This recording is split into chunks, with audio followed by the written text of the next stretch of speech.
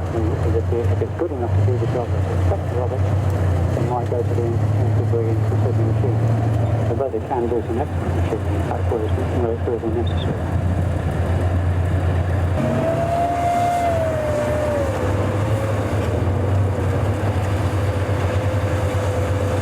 Probably just some muck on the steering wheel.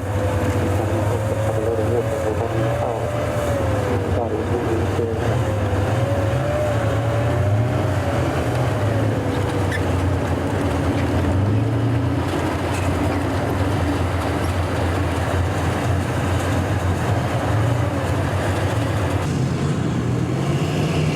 Earlier on, you can't really blame them given the slippery conditions out there. It makes sense to keep things sensible. Just having a look over my shoulder to see what's likely to move next. A nice rich cloud of blue smoke blowing up from behind me.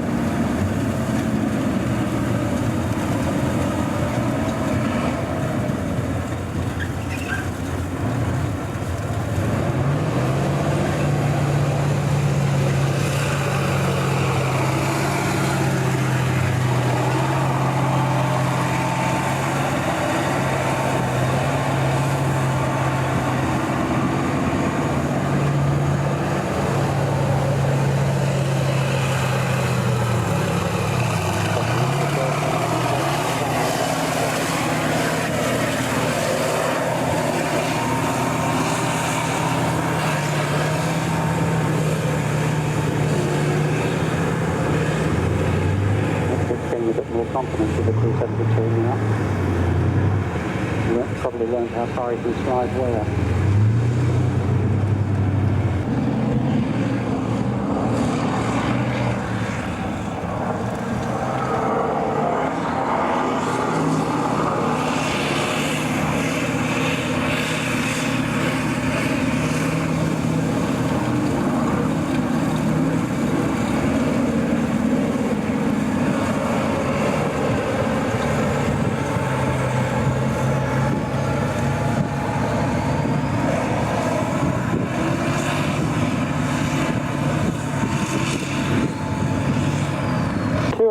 Self-propelled gun.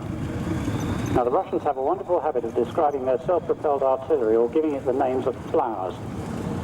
This beast, if you can believe it, rejoices in the name of Gvozdika, which actually means carnation.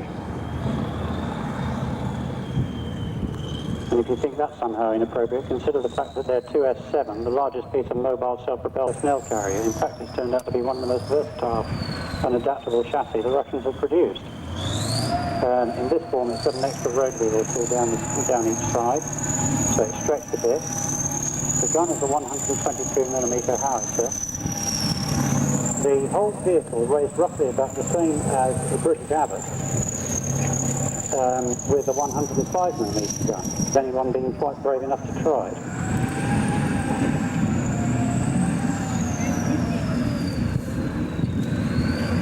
The engine of the 2S1 is a 14.8-litre truck engine, V8 diesel. In this application, as you can all hear, it's turbocharged to produce about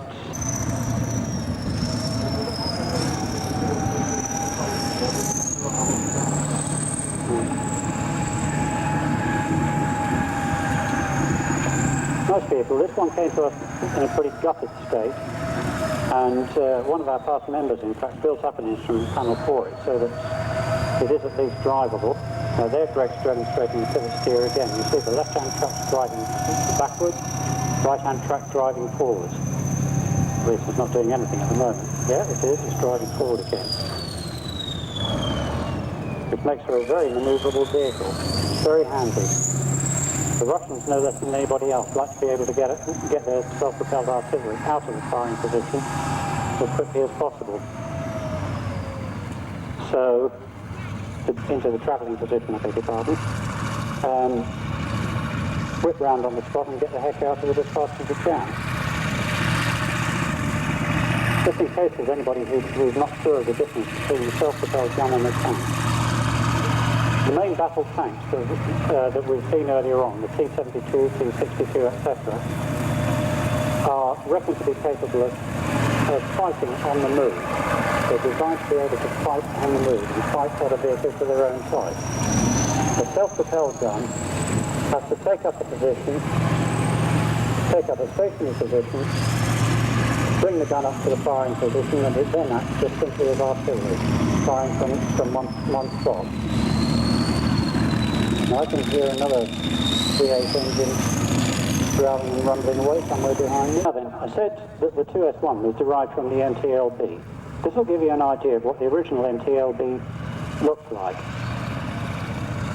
Imagine it without this turret that you see on top of it, and that would be the NTLB armoured personnel carrier. As I say, designed as a cheap and cheerful armoured personnel carrier, but it turned out to be a thoroughly versatile and adaptable vehicle. Now this version is in official.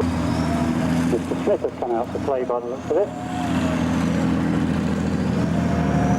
PT-76 was developed from wartime concepts and it appeared in the very late 1940s. And it is an amphibious light tank. Now, the bad news about that, of course, is that the armour on it is not exactly what you call thick. I think the thickest armour anywhere on it is only about 11 millimetres, so anything more than about a 50 calibre will go through it like a dose of salt. In fact, 50 calibre armour piercing will probably go through it like a dose of salt. But nevertheless, it's a means of getting some sort of fire support ashore in support of either what the Russians will call naval infantry, what we would call marines, or forces crossing a river. In it is called B6. And what is the way that B6 engine has been developed is quite simply to take one of the big B12 tank engines, or take one cylinder block set of pistons, cylinder head off one of the B12 tank engines, thrust it onto a new crankcase, and you have assuming you can get a suitable driving position in it, it's actually quite a nice vehicle to drive.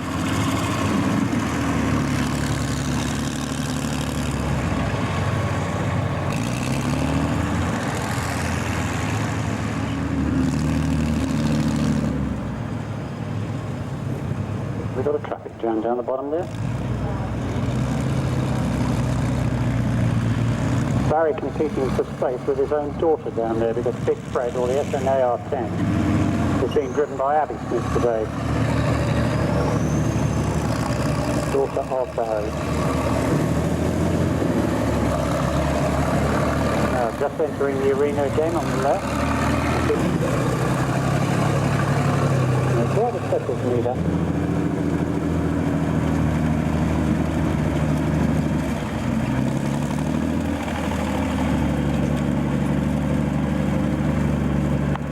It has some traffic congestion here.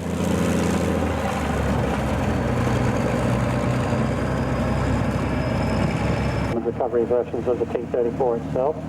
The furthest they went in that direction was to take the turrets off the fuel gun tanks and just simply use them as tugs. But when the Poles and the Czechoslovaks started building T-34s after the Second World War, finally, in about late 1950s and early 1960s, came up with a WP, I think it was, 34. Quite similar in appearance. It's driven by, as I mentioned earlier on, that same year-old V12 diesel engine. It's been in existence since 1935.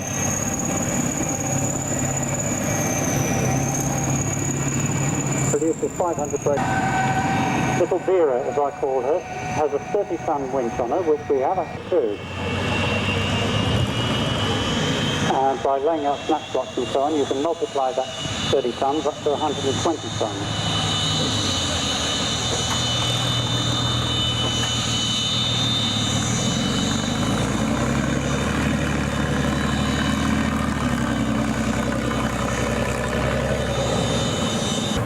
Now we have a Mark 1 ferret also hard at work now, possibly members of the Cornish Liberation Army. But the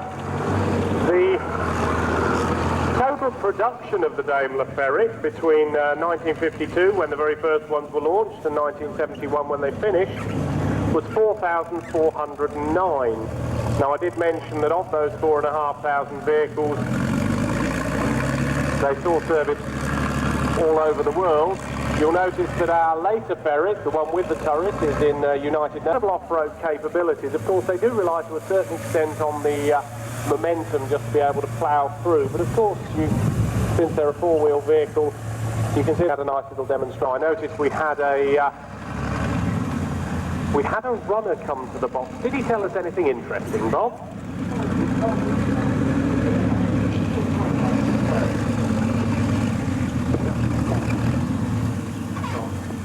Going to have to bring it to a close after the ferrets because the fluxing of the ground out there is just too bad.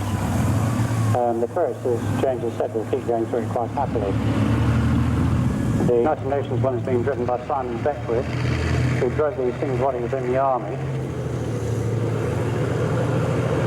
And he seems to have kept with him the soldier's love of getting ferrets absolutely filthy dirty.